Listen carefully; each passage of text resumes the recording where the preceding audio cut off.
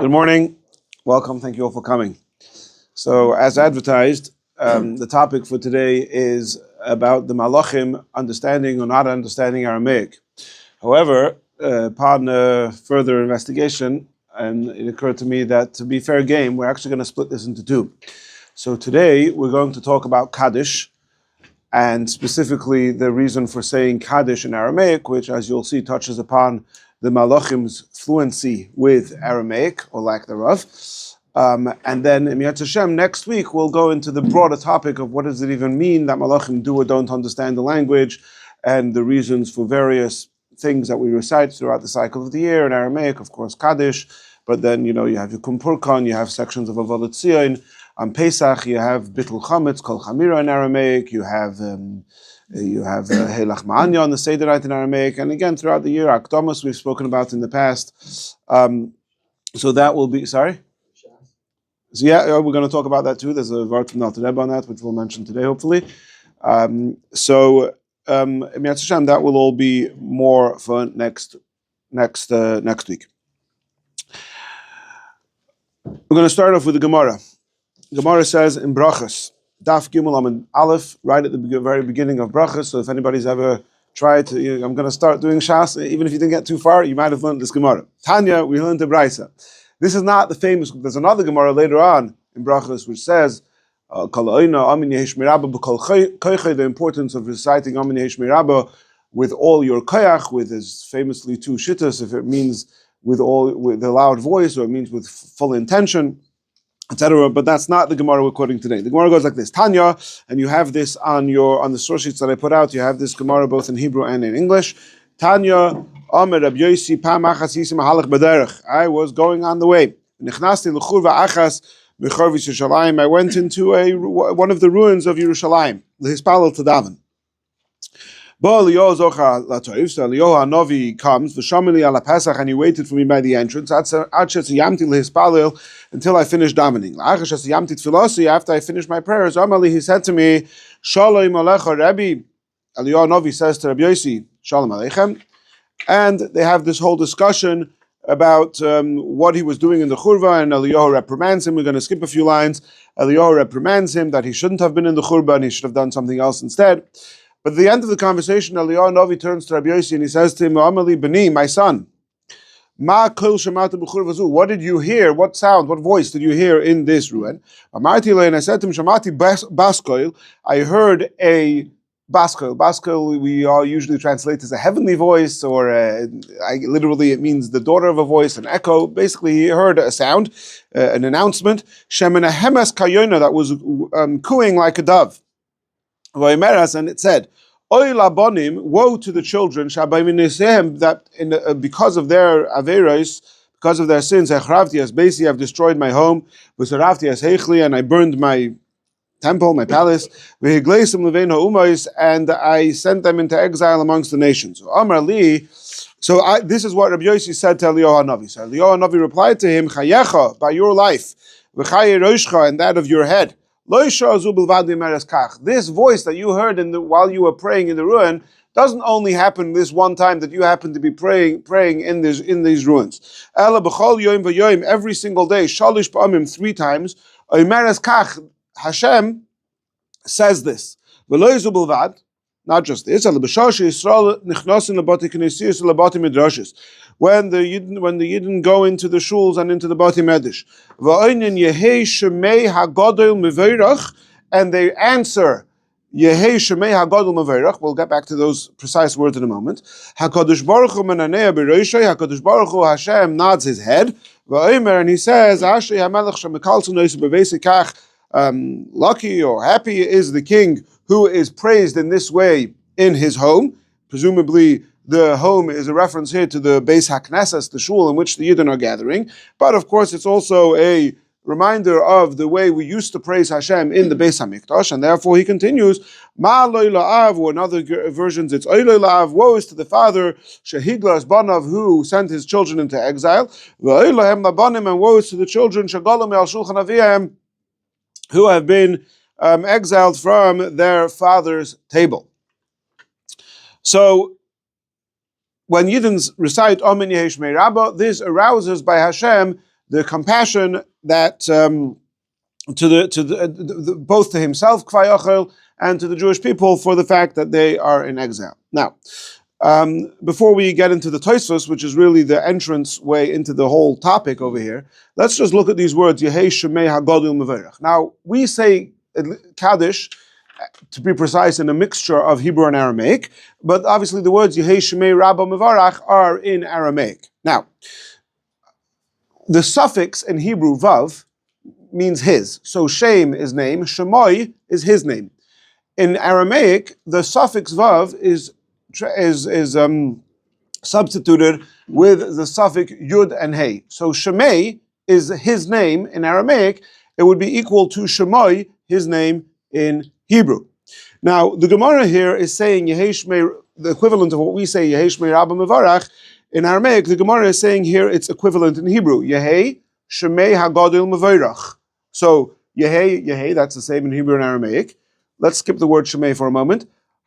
Rabba, that's Aramaic for Hagadol, the great one. And Mevarach in Aramaic is Mevarach in Hebrew. I'm just going to digress for a moment over here. For some reason, I don't know why, people answer Yehei Shemei Rabba Mevarach. It's not Mevarach, it's Mevarach. Mevarach is Lashon HaKaddish in Aramaic, it's Mevarach. It's interesting, in Poskim it's brought, in Alter Rebbe Shulchan Aruch also, that you have to say Mevarach with the comets. Now, in the context, it's not coming to exclude saying it with a chaylam, it's coming to exclude saying it with a tzereh. You shouldn't say meverach or something along those lines. But I don't know why, for some people, for some reason, there's many people out there saying Yehei Shmei Rabba meverach, and it's not correct, and personally I find it to be an ersor. But the correct way to say it is mevarach, because we're saying it in Aramaic. But this Gemara is saying it in Hebrew, and so this Gemara says mevarach. Okay, now, the oddity of this phrase in the Gemara is that if you're saying it in Hebrew, why does it say Shemei in Aramaic? It should say Shemoi in Hebrew. The Gemara, you would expect the Gemara to read Yehei Shemoi HaGadol Mevorach.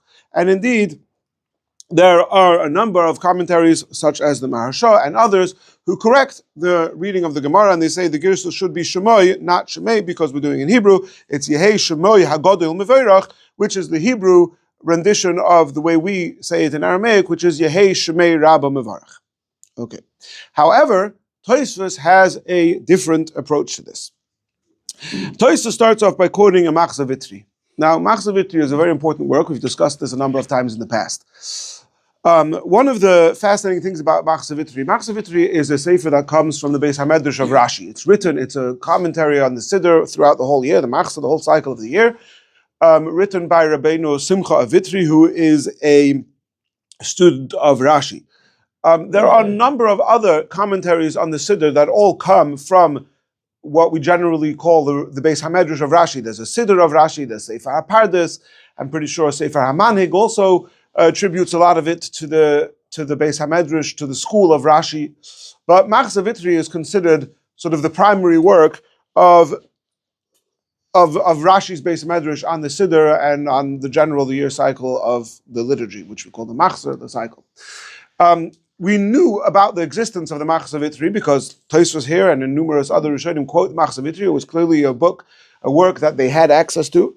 However, it wasn't published for the first time in print in the year 1896 from what was then considered a lone manuscript. So in other words, for hundreds of years, we didn't have the Machzor Vitri. We just had sections of the Machzor Vitri quoted by the Rishonim, for example, in this Tosfos over here. And so in the end of the 19th century, 1896, it's published for the first time. And then recently, in the year 2004, an individual by the name of Goldschmidt started publishing what was considered like a critical edition of it, which he published 3 volumes, and then the whole project was in a hiatus for almost 20 years. And in 2003, boom, he gave out another 3 volumes, and now the whole set is available. It's a 6-volume set. And that is certainly by far the best edition of Machzor Vitri available today. 3 volumes of it are available on the Yotzar HaChachma, the first 3. The last 3, maybe they're on the newest updates of the Yotzar HaChachma. They're not on my personal hard drive, but the section we need today is from the first section, so I have it and I printed it out. We're going to get to that soon. What does the Machzor Vitri say? So Tosfos says, Mikan yesh listois, Tosfos starts straight off attacking or disagreeing with the Machzavitri. He says, from this Gemara, we could refute that which it says in Machzavitri. In Machzavitri, it says, Yehei Shmei Rabba, Shazut Tfilah She'anu Mispalel and She'yimolu Shmoi. Okay, so introduction. The Pasuk says in the end of Parshas B'Shalach coming up, after the war with Amalek, it says, Kiyad al Keis Ka. The hand is on the seat of Hashem. In other words, that's an idiom to say that Hashem is making a vow that we're going to get rid of Amalek. And Chazal tell us that the word case, kisei, is missing the aleph, and the word Hashem's name, Yud Kei Vav Kei, is missing the Vav Kei, only has the Yud Kei, al keis ka. So Hashem is making a shvuah, Hashem is taking an oath that Ein Hashem Shalim Vein HaKisei Shalim Ad She'yimach Zar Shalim Amalek, that neither Hashem's name nor Hashem's throne are complete until Amalek is obliterated. So the Machzavitri, as quoted by Tosfos, focuses on this teaching, and the Machzavitri says that's what Yehei Shmei Rabbah means. Yehei Shmei Rabbah means that the name should become great again. How does the name become great again? Because right now it's only a half a name, Yud Kei, and we're asking that the name Yud Kei should become great again, should become Yud Kei Vav Kei. In other words, Mashiach should come, Amalek should be obliterated, the Beis HaMikdash should be rebuilt, and Hashem's throne, etc., should be established, and then we will have Kisei Shalom wa Shemei Shalom. That's how the Machzavitri, as quoted by Tosfos, explains the words Yehei Shemei Rabbah. Yehei is Shemei Rabbah. Now, according to this, we have a new meaning, a deeper meaning to the word Shemei. Because when we learned the Gemara, we said that Shemei is just Aramaic for his name, and therefore the correct reading, because we're saying it in Hebrew, is Shemai, which is the Hebrew of his name. The way the Machzavitri says, no, it's specifically done this way, because Shemei can be split up into two words, Shem, Yud Kei. Right? Shemei is Shin, Mem, Yud, and Hey. So if you could split it up as Shem, Yud Kei, so it's as if he's saying, Yehei, Shem, Yud Kei, Rabbah, that the name Yud Kei should become big by becoming Yud Kei Vav Kei. Tosfos continues that accordingly, U'mevayrach la'olam, the continuation of the sentence, U'mevayrach la'olam, is a separate tefillah according to the Machzavitri. In other words, Tosfos is saying that according to Machzavitri, you have to read the sentence like this: Yehei Shemei Rabbah, period. That Hashem's name of Yud Kei should become great and become Vav Kei. Mevarach li'olam li'ol me'ol maya, that the name, it's like you have to add in an and. U'mevarach, and it should also be blessed forever and all eternity. Says Tosfos, v'zeh lo nira, it does not appear to be correct. Says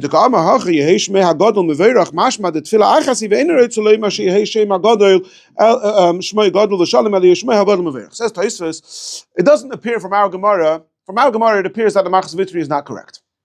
Why? Because our Gemara says the words in our Gemara are Yehei Shmei HaGadol Meveirach. So it implies from Yehei Shmei HaGadol Meveirach that this is one sentence and not two sentences. How do the words Yehei Shmei HaGadol Meveirach imply that it's one sentence and not two sentences? So the Mefarshim say two things, and again I'm going to digress a little bit to explain Lanias Daiti what Tosfos actually means to be saying over here. The Mefarshim say two things. I saw this both in the Maharsha and in the Rosh Yosef. The Rosh Yosef is a sefer from the Pri Megadim, a commentary on Masechtas Brachos, and I didn't look more than that, but I'm sure you'll find the same thing in other Sfarim as well.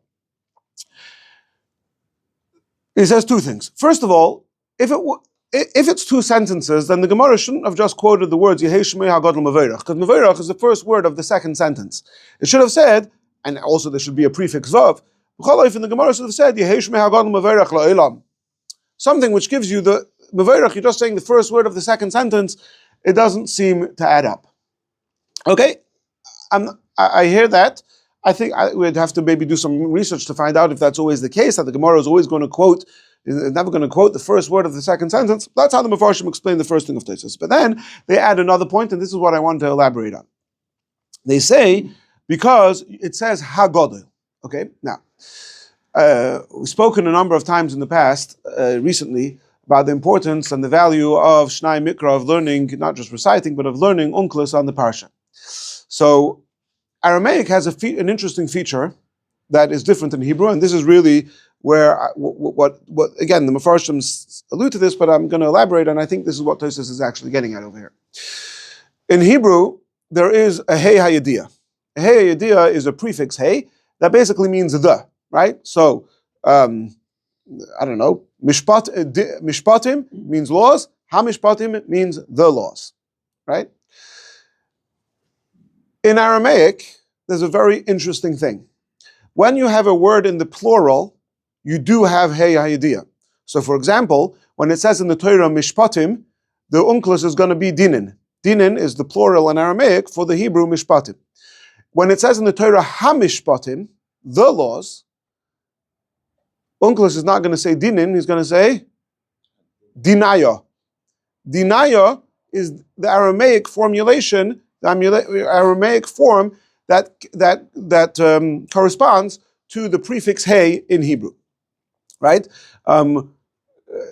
For those who are familiar with the song of Karibain that many people sing on Friday night, the nation which you chose from all the nations. Umaya is the nations, right?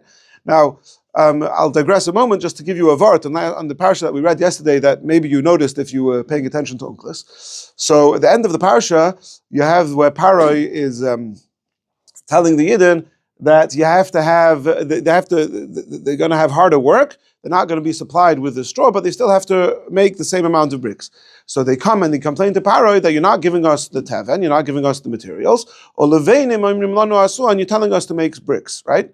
Now you would expect Unclus to say, you're telling us to make bricks, but he doesn't say livnin or whatever, he says leveinaya, the bricks, right? Why does he add in the prefix hey, the bricks, which it doesn't say in the pasuk? Because in the context of the story, that's necessary. The complaint to Paroi wasn't that you're not giving us material and you're making us bake bricks. The complaint to Paroi was that you're not giving us material and you're making us keep to the same quota of bricks. So Oliveinayo, you're still making us make the bricks. In other words, the same quota of bricks that you told us to do. Okay, that's just a side point, and again, to perhaps illustrate some of the value and geschmack in learning Unclus on the parsha. But back to our sugi over here. When it comes to a singular word, a word in the singular form, in Hebrew you could still have the prefix, hey, the. In Aramaic, it doesn't exist. I'm not a linguist, I don't know why, but that's Metzias. The fact is that in Aramaic, for a word in the singular form, there is no prefix hey. So, if you look at the phrase Yehei Shmei Rabbah in Aramaic, there's two ways to understand it. It could mean Yehei Shemei Rabbah, then Yehei Shemei, his name should be Rabbah big, it should become big. Or it could mean Yehei Shemei Rabbah, the big name should be Mevarach, should be blessed. Right? In Aramaic, there's no way to differentiate those two sentences. Whether you want to say the name should be big or the big name should be, Yehei Shmei Rabbah fits both of those translations. However, when it comes to Hebrew, now you have the prefix hey. So if you were saying the name should be big, you would say Yehei Shemoi Godel. If you're saying the big name should be, it would be Yehei Shemoi HaGodel. So back to our Tosfos is saying from the fact that our Gemara is saying in Hebrew, says HaGodel, Yehei Shemei HaGodel with the prefix hey, so that teaches you how to translate the whole sentence. That it's not like the Machzavitri is saying that it means the name should be big, and also it should be blessed forever. It's one sentence. The big name should be blessed. Yes? Clear? Okay. Moving on. Tosfos continues. Additionally, this that the world says, people say, now by the way, we'll see soon that this quote that Tosfos is attributing to the world is also found in the very same section of Machzavitri, but for some reason Tosfos attributes it to the world. In other words, it would appear that in the edition of Tosfos of Machzavitri that this particular Tosfos we're using, it didn't have this section. So the world say that for this is the reason why we say Kaddish in Aramaic, and the fish at because it is a beautiful prayer and a very special, great praise to Hashem. Therefore, it is established to say it in the language of the Targum of Aramaic, so that the Malachim should not understand it, and they will be jealous of us or jealous to us. We'll see exactly how to translate the words miskan and bonu. In other words, it could mean they could be jealous of us. They could be jealous of us saying such a praise, or it could mean they could be zealous. They could be like they don't want us to be saying this. So they're going to block us from saying this. So, whether it's to obstruct the jealousy of the malachim or the zealousy of the malachim, we say it in Aramaic to circumvent them because they do not understand Aramaic. Says Taisus, doesn't appear to me that this is the correct reason to say it in Aramaic. There are certainly throughout our Siddur, there are numerous beautiful prayers that are said in Hebrew. Ella, Nira, it's interesting that Tosha says Lashon Ivri and not Lashon HaKadosh. We spoke about the difference between Lashon Ivri and Lashon HaKadosh a couple of weeks ago on Shabbos, where Yosef speaks to the brothers in Lashon HaKadosh. Anyway, Ella Nira, Kedamri number Soif Soita, rather the reason why is Kaddish said in Aramaic, says Tosfos, in the end of Soita it says, that the world only exists based by the merit of Sidra de Kedushta and Yehesh Meirabba. Sidra Kedushta means the Kedusha that we say in what we know as the section of Avolat Tzion. After the end of Shachris, we say Avolat Tzion, we say Kaddish, Kaddish, Kaddish, Baruch Kodesh Hashem Yimkeimai, Hashem Yimlech Leinu Ba'ed. So that's called Kedusha de Sidra. And also, Yehesh Meirabba de Basar Agadata, the Yehesh Meirabba that is said in Kaddish after learning Agada of the Gemara. So says Tosfos, you see from that Gemara that it was common to say Kaddish after the Drasha, after the learning. There were ignoramuses there. The ignoramuses didn't understand Hebrew. And therefore they made the Kaddish in the language of the Targum of Unclus, because this was the common language at the time, and so people understood Aramaic, and that's why they made it in Lashon Targum. In the Prisha and Simon and Nunvav on the tour, he says that that's also the reason why we have Aramaic in Avolat Tzion, because the ignoramuses, they didn't come to shul to daven, but they used to come to hear the drasha, the inspiring words of the darshan, who would teach them inspiring words of Agada, and so the most important parts were Yehesh Meirabba and Kedusha de Sidra, and so they instituted that for the ignoramuses, and it was said in Aramaic, which was a language that everybody understood, and so based on this logic, maybe we should institute people saying Kaddish in English, but okay, not going to get too controversial over here. Now, again, this that Tosfos says that the Malachim don't understand Aramaic, that's a Gemara in Shabbos, it's a Gemara in Soita, and Emir Hashem will talk more about that next week, what that means, what are we to make of that, and for today, we're just going to take that at face value, that the Malachim, they are they're in charge of bringing the Tfilis to HaKadosh Baruch Hu, and so when we want to circumvent them and go get a direct line, we say things in Aramaic, so they don't know what's going on. Okay. An interesting thing over here is that it's mashma from this Gemara a little bit, that originally, you just say Tosfos says, they instituted Kaddish to be said in Aramaic because of the ignoramuses, but the Gemara says it in Hebrew, Yehesh Me'agadol Mevarach. So it's mashma from the Gemara that originally it was said in Hebrew and that it was changed to be said in Aramaic. Right? And indeed, in the Shabbat Haleket, and that's in honor of Ari, because I promised to quote in Italian, so the Shabbat Haleket is Italian, and born in Rome, and the year 1210. In the Shabbat Leket, he quotes his brother Rabbi Yamin. The Shabbat Leket always is very often quoting his brother Rabbi Yamin. I believe Rabbi Yamin was somewhat of his brother. Rabbi Yamin was somewhat of a teacher of his, and he quotes from Rabbi Yamin that indeed originally it was said in Hebrew, but he has a different reason. Why was it changed to Aramaic? Because there was a Shas Hashmad. Rabbi Yamin says that there was a time where there were decrees against the Jews practicing, and one of the decrees was that they weren't allowed to say Yehesh Shmoy HaGadol Mevarach, and so they pulled the wool over the eyes of the authorities by saying it in Aramaic, and then even once the decrees were no longer in force, we still remained to say it in Aramaic because we wanted he says, to remember the wonders. Presumably the wonders refer to the annulling of those decrees, whatever the case is. That's the Shabbat Leket's brother, Rabbi Yamin. He says the reason we're saying Kaddish in Aramaic was to avoid the authorities. So to some, I'm sorry? The whole davening was allowed, but just that one line. Well, okay, so first of all, we find decrees in other parts of davening. For example, it's also brought in possibly also in the Shabbat Leket, but certainly brought in Rishonim, that one of the reasons we say Shema in Kedusha and Musaf is because there were decrees against saying Shema, and so they couldn't say Shema early on. So then in Kedusha and Musaf, they would sort of throw in the whole Shema, and I think it's even mashma in some places that they would say the entire Shema, from Shema, the 3 paragraphs of Shema. But we also because we start with Shema and we finish with Ani Hashem Elokechem, yeah. So it could be that one of the certainly that's one way of understanding it. But yeah, there were decrees on other parts of davening as well, and there were also other tricks done to circumvent those decrees. Okay. To summarize, right now we have three different interpretations of why we're saying Kaddish in Aramaic. Either so that's to avoid the Malachim understanding it, and again, we have to understand what's so terrible. Why do we not want the Malachim to understand it? Tosfos said there's kina, which could mean jealous, could mean zealous. We'll see. Additionally, Tosfos said it was made so the ignoramuses coming to learn the Agadah should understand. Or we have the reason of the Shabbat Halakhet that it's because there were decrees against saying it, so the authority shouldn't understand. So we switched to saying it in Aramaic. Now,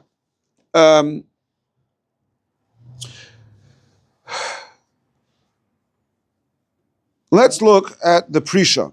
The Prisha says, what does it mean? Because the Torah basically summarizes this Tosfos and all the opinions. So the Prisha in his commentary in the Torah in Siman Nun Vav says like this: Pirish, what does it mean that Malachim will be jealous? When the Malachim hear such a beautiful praise to Hashem, they'll be jealous of us that we're able, all they're able to say is, I guess, Kaddish, Kaddish, Kaddish, or whatever, but we're able to say something so amazing, they're going to be jealous of us. Additionally, in addition to the cherishedness, to the value of the praise of Kaddish itself, that when we say the shvach, we remind Hashem, we're praising Hashem, but at the same time, we're causing kvayochol distress to Hashem, because like the Gemara said in Brachos, which we started with, that when the Yidden say this, it reminds Hashem about the distress of Golus. So the Malachim in this case is not jealous, it's more zealous. Interesting it's the same word, kina in Hebrew. It's interesting I didn't look this up, what's the etymology of the English words jealous and zealous, but there's the Malachim don't want to take this prayer to Hashem because it causes Hashem tsar, pain over the Golus. So we're scared that the Malachim won't take it to Hashem because they don't want to cause Hashem tsar. So we go around their back and we say it in Aramaic. Okay, that's basically the gist of what the Prisha says.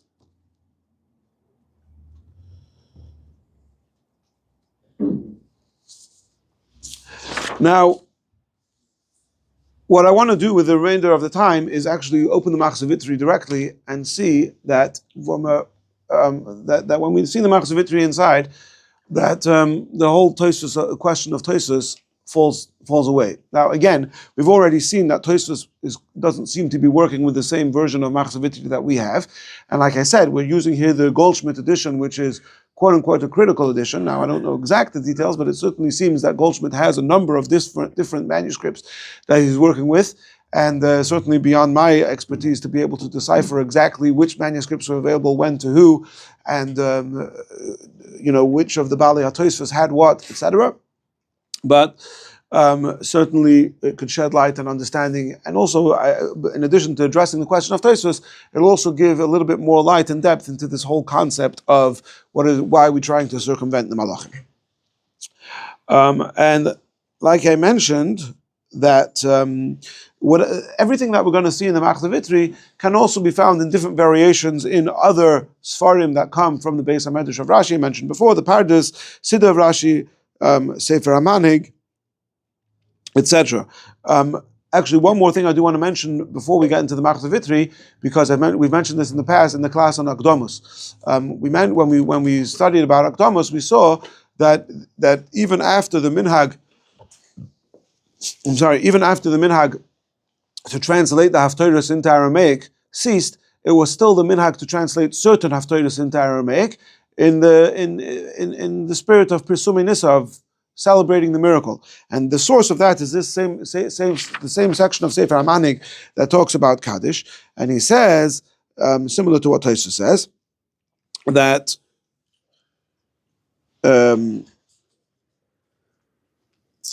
that because the people of Bavel understood mainly in Aramaic, so they made it in that language. They made Kaddish in Aramaic so that they should understand it. And then he finishes off, for this reason, Nago of Provence, the south of France, the minhag was for Tsarfas, and also, again, we call Provence and Tsarfas, we call it all France nowadays. In those days, it was two separate things, Provence and France. The Targim HaHaftorah Shel Pesach V'Chag HaAtzeres. They have the minhag to say into Aramaic the Haftorah of Pesach and the Haftorah of Shavuos, in order to elaborate at greater length in the miracles of Yetzias Mitzrayim and in the celebration of the giving of the Torah. And he finishes off with that time, the manhig prefers this reason over he says he prefers to say that we're elaborating and we're saying Kaddish in Aramaic in order that everybody should understand it, rather than saying that we're saying Kaddish in Aramaic in order that the angels should not understand it. We're going to go into the Machzor Vitri now and read how he says it over there. If we said it in English, would the angels understand? Oh, well, that you have to come next week to figure out what it means that the Malachim don't understand Aramaic and which Malachim don't understand Aramaic. I was sure somebody was going to ask that. Surely we just learned recently the Medrash that the Malach comes and teaches Yosef in jail. He teaches him all the 70 languages. So surely there was at least one Malach who didn't know Aramaic. Yeah, that question and many others we'll get to next week. Okay, so Machzor Vitri, Pirush al Kaddish, and again I'm reading this from the Goldschmidt edition. Yiskadal v'yiskada shmei rabba al shem hamukra husad. This is established based on the pasuk. What does the pasuk say? V'yiskadilti v'yiskadishti v'nodati le'enir amim rabim v'yedo ki ani Hashem. I think this is a pasuk from Yechezkel, which is actually recited in one of the haftorahs. I forget right now which haftorah. I think it's coming up soon, and over there, it's talking about the Milchama of Gog Magog, which is in preparation for Mashiach, and then Hashem's name becomes great. V'yiskadilti, v'yiskadishti, it becomes great and holy. So Yiskadal, v'yiskadash matches up. V'yiskadilti, v'yiskadishti. Here in Chicago, we have an individual whose name I forget, but many of you might know him.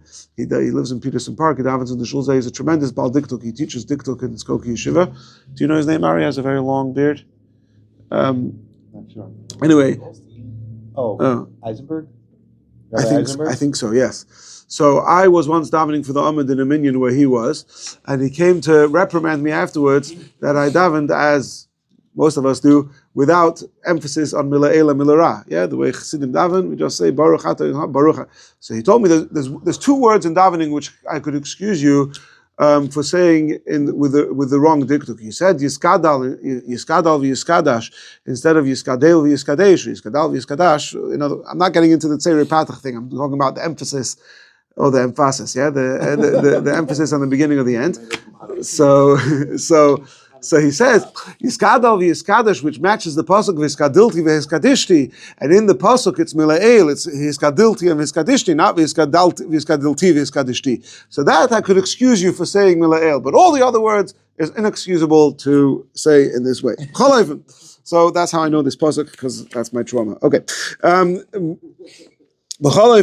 The Machzor Vitri continues, and he brings this whole medrash, which we mentioned before, that Hashem says, my name is not complete and my throne is not complete. So basically the Yud K is not complete, it has to be Yud K Vav K, etc. He brings a whole mashal about how the king saves his child from prison. And then on the child's journey from prison back to the palace, he's attacked by bandits. So that's the mashal for Amalek, and those bandits are the worst because they really threaten the authority and the position of the king. So that's why Hashem is, so to speak, so infuriated by Amalek, and that's why Amalek is absolutely the worst and has to be completely obliterated, and Hashem and his throne are not complete, so to speak, until Amalek are taken care of. Now, right away from this section, so he says, Yiskadal v'Yiskada Shemei Rabba means exactly this, that Shem Yudke, Shemei is Shem Yudke, and should be Yiskadal v'Yiskadal, it should become big. How does Yudke become big? Because Yudke becomes Yudke Vavke, which is bigger. 4 letters is more than 2 letters. And then he goes on to say another interesting thing, and here I found this fascinating, both in and of itself, and also it pertains another digression, perhaps, into the value of Shnai Mikra, of Unklas. Because listen to what he says over here. He says, Shemei Rabbah, the great name. How could you call the name great if you've knocked it in half? It's not half. It's not great anymore. how you say, it's got, the great name should become big? It's the small name should become big, right? So he says the Machzavitri, V'chiev Shalom Hashem Yudke Rabba L'achas Shenechza, after you've broken it in half, you're still calling it the big name. It's not big anymore. Ve'im Zakim Chatzi Hashem, it's only half of the name. Ve'echitoch Elohim Chatzi Hashem Rabba, how could you describe half the name as being Rabba? Elo, rather, called Dovish and Nechzo in Yismat, Mali Shalmaila, Yev Shalom Amiyot Klapi Maila Kim Nibli. Anything heavenly or godly that is broken in half, you cannot describe it as being half. That's disrespectful. So you describe it as being great. So if I'm understanding him correctly, he's basically saying that it's that Rabbah is a euphemism. So really, according to this, what Yiskadlo Yiskada Shmei Rabbah means that the small name should become big, but you're not going to call Hashem's name small. So we call it euphemistically big, right? Okay. Yeah. That's one of the reasons why we call Shabbos day such a Lubavitcher, Shabbos afternoon. One of the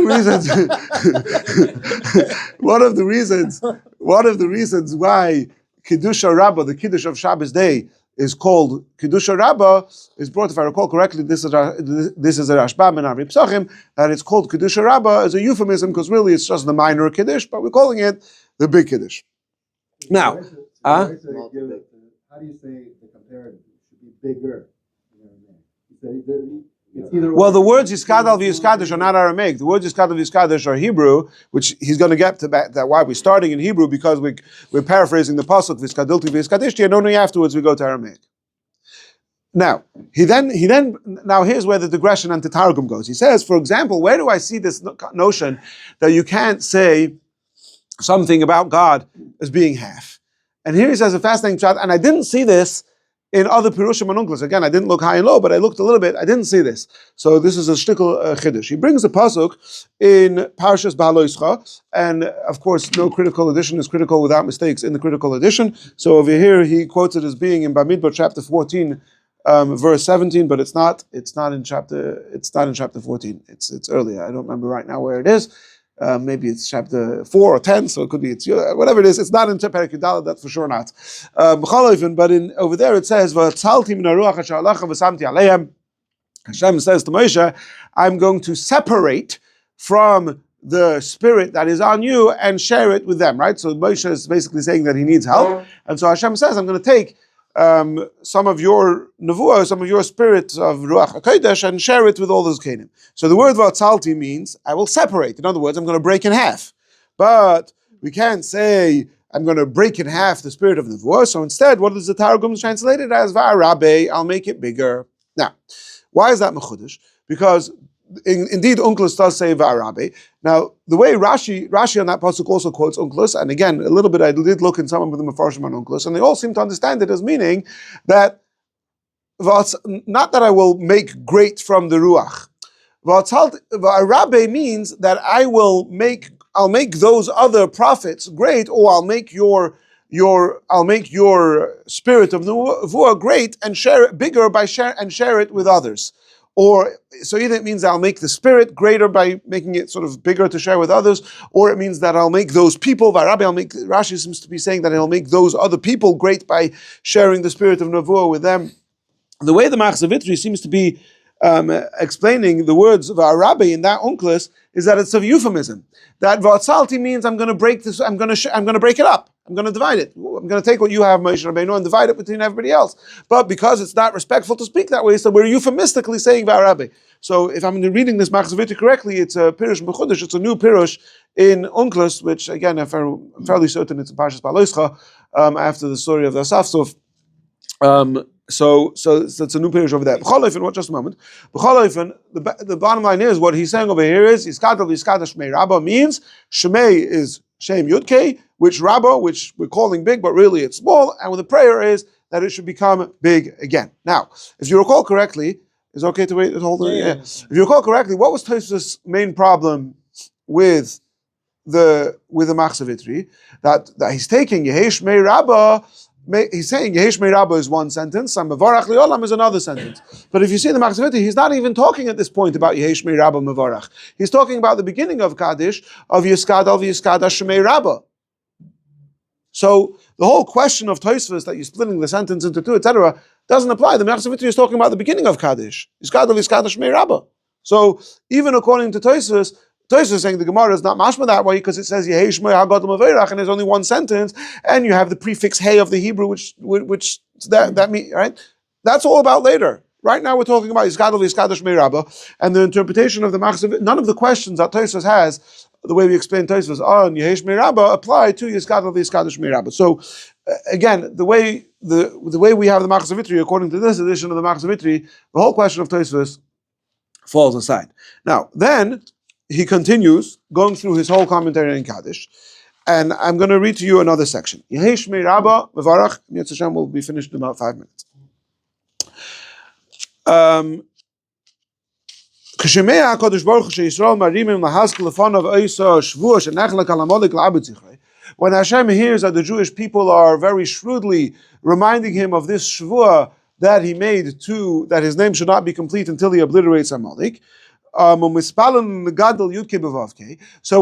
Yehei Shmei Rabbah Mevarach, that also means he's not saying it's 2 sentences. He's just saying that Yehei Shmei Rabbah Mevarach also means alluding to the same thing, and he says that's why Yehei Shmei Rabbah Mevarach is 4 words corresponding to the 4 letters of Yud and Hey and Vav and Hey, right? So basically, so it's a tefillah that Hashem's name should become from Yud Kei into Yud Kei Vav Kei. When Hashem hears that we're using all our energy to answer this Yehei Shmei Rabbah Mevarach, so then that arouses him to indeed want to bring Mashiach and say woe to the children who are exiled from their father's table, etc., because Hashem is aroused with this reminder of the Shvuah to Amalek. When the angels see this tremendous sadness that Hashem has about the whole situation of Galus, the Malachim tremble and jump backwards, and another word for tremble, and they are silent. Because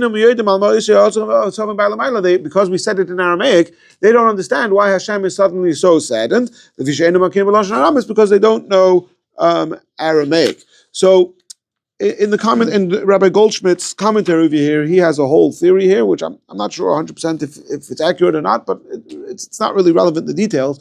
The point is the way the Machzor Vitri seems to be saying it over here is that for whatever reason we don't want the malachim. We're saying this in code so that Hashem gets it, and perhaps that's also why Shemei. We're not saying Shem Yudkei. We're sort of saying Shemei so that the malachim think that we're saying his name, but really we're saying Shem Yudkei. That does seem to be that's what he's saying in the next section in Machzor Vitri. He says that's why we start in Lashon Ivris because of the pasuk Kaddish, but then we say the third word Shemei in Aramaic because if we would say Shem Yudkei, then the malachim would understand the Hebrew and they would realize that we're saying Kaddish Shem Yudkei, and they would say no. You're going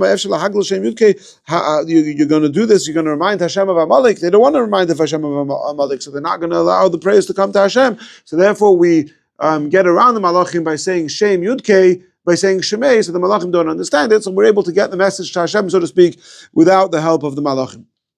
The point is that we are alluding this to Hashem, using Aramaic, using this code of Shemei instead of Shemai, so that Hashem should be reminded and accomplish what it says here in the Gemara, that the Bas Kol goes out and calls that Eloi La'av Shagalas Shahiglas Banov, etc., etc. Now, the Machzor Vitri goes on for a number of pages to go through the whole Kaddish and explain, because Kaddish is the bottom line, as Almi could tell us, it's a mixture between Hebrew and Aramaic, right? Then we say, Yisbarich, Vishtabach, Vispoi, Visrima, Visnasi, Vishada, Visala, Vishalo, that's all Bapashtus, it's Lashon Kaddish, although some argue with that as well. But then Shmei the Kutsha Brichu is back into Aramaic. And then Le'ilam Kol B'chos V'Shirasa is back into Aramaic. And then later on there's some more Hebrew. So he says everything that's in Aramaic is in order to the Malachim shouldn't understand. For example, Kutsha Brichu, HaKadosh Baruch Hu, so Kaddish is B'gematria, Kaddish is B'gematria 410, which is the time of the first Beis Hamikdash when Hashem's name was pronounced in the fall Yud Kei Vav Kei. So anything that has to do with that message, we're going to get to in Aramaic to avoid the Malachim. Again, we're not going to get into all the details here, but the point is that this is a theme in the Machzor Vitri's entire understanding of Kaddish, and which points are which words are said in Hebrew and which points are said in Aramaic. And the point is that anything that has to do with Kvayachal being Ma'ir Hashem to the tremendous sadness of Galus has to be said in Aramaic to avoid because the malachim won't be able to quote unquote handle that, so we avoid that. And so that's the bottom line, that we've seen the Tosfos approach, and and we see the Machzor Vitri, and once you see the Machzor Vitri, at least addition the way we have it, the questions of Tosfos fall aside. Lahalacha, both of these opinions are quoted by all the Paskim in Siman Nun Vav, the Torah, Shulchan Aruch, Taz, etc., or the Prisha. Many Mefarshim have different points to say about it. And Lamaisa is brought in Shulchan Aruch, and if I recall correctly, the Alter Rebbe also says this, that you should say, here in Siman Nun Vav Sif Gimel on the Alter Rebbe Shulchan Aruch, it says Yehesh Meirabba Mevarach Li'olam Li'ol Me'almayo Hu Targum Shel Yehesh Shemoy Hagoda Yehi Shemoy Hagodol Mevarach Li'olam Li'ol Me'alamim V'lachein Ein Hafzik Ben Yehesh Meirabba Mevarach Shel Hafzik B'Amtzah Maimer. You should not say. You have to make sure not to pause in between the word Mevarach and Li'olam. In other words, it's not Yehesh Meirabba. I'm sorry. In between the words Rabba and Mevarach. So you're not supposed to say Yehesh Meirabba Mevarach Li'olam. You're supposed to say Yehesh Meirabba Mevarach Li'olam. So, kind of paskening like this Tosfos, not like Tosfos' understanding of Machzor Vitri, that it's two sentences. Yehesh Meirabba, pause, Mevarach Li'olam and Olam Hamayah. Says the Alter Rebbe, based on the paskim, don't pause over there because it's one long sentence, Yehesh Meirabba Mevarach Li'olam. And like we demonstrated, that even with saying it as one long sentence, the ultimate intention of the Machzor Vitri does still stand. I'm going to conclude with a quote from the Alter Rebbe in the Maimer Tan Rabbanan Ner Chanukah Mitzvah Lanicham Ismail Chanukah Maimer in Parshas Miketz in Torah Oir, where in the middle of that Maimer, the Alter Rebbe talks about the Malachim Matat being Kosher Ksarim, that the Malachim take the words of the prayers of Klal Yisrael and create crowns for Hashem with it. Recently in the Wednesday night class, we saw the Maimer of the Rebbe Marash, which talks about that when you take the words of the tefillah are like stones, right? So that's what it means that they're making a crown for Hashem out of the stones. But what type of stones do you use to make a crown for Hashem? To make a crown, to make jewelry, you use precious stones. So precious stones are only said if you daven out loud and you daven with enthusiasm. So then you're creating stones that can actually be used to make a crown for Hashem. So in that context, the Alter Rebbe says,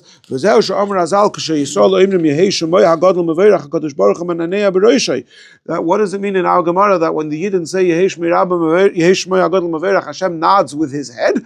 Nodding with his head is going from up to down. In other words, it's a hamshacha, it's drawing down elikus into this world. And then, at the end of that Maimer, the Alter Rebbe finishes off as follows. It says, and this is what it means in the Gemara in Soita, which is the same Gemara that Tosfos quoted. Alma Ma'imekayim, what does the world exist on the merit of Amin Yehesh Meirabba da Agadata? When we say Amin Yehesh Meirabba after the Agadata, what is that? What's special about Agadata? Says Alter Rebbe, Ka Agadata b'chinas Targum. Agadata is Gemara. What language is the Gemara written in? In Aramaic. Shakol Talmud B'lashon Targum. The Gemara is in Aramaic. The Targum b'chinas Achiraim Kedusha Kedoi. The Targum Kabbalistically is Achiraim the Kedusha. It's the behind side of Kedusha. Now, just to sort of make that a little bit perhaps more relatable or tangible, the whole point of the Maimer here is how Hanukkah is there to bring light into the dark, right?